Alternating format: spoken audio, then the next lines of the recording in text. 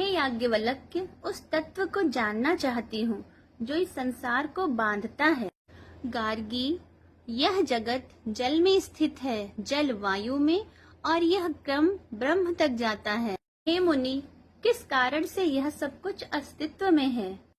गार्गी, सब कुछ अक्षर में स्थित है जो अविनाशी और अनंत है। हे मुनिवर, वह अक्षर आखिर है क्या? वह न दृश्य है, न नाशवान है, न स्पर्शनीय है और न ही रूपवान है। तो क्या हम ज्ञेय के स्वरूप को जान सकते हैं?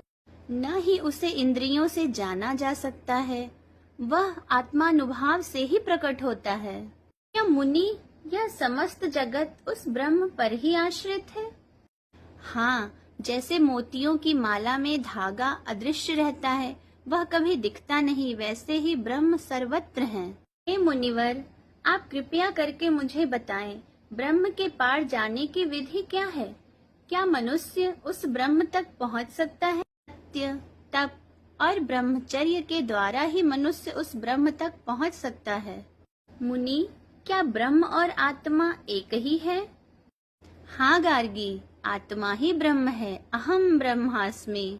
तो क्या जो ब्रह्म को जान लेता है, मृत्यु के बाद उसका होता क्या है? वह जन्म मरण के बंधन से मुक्त हो जाता है, वो मोक्ष को भी प्राप्त हो जाता है। तो फिर इस ब्रह्म को कैसे जाना जाए? हम इस ब्रह्म को आखिर कैसे जाने? ब्रह्म को हम श्रवण, मनन और निदिध्यासन से, यानी कि ध्यान से समझ सकते हैं। हे मुनि, हे याज्ञवल्क्य, आपने वह बताया जो अन्य ऋषि कभी भी नहीं बता सके। तुम सच में परम ज्ञानी हो। मैं आपकी विद्वता को स्वीकार करती हूँ। जय मुनिवर।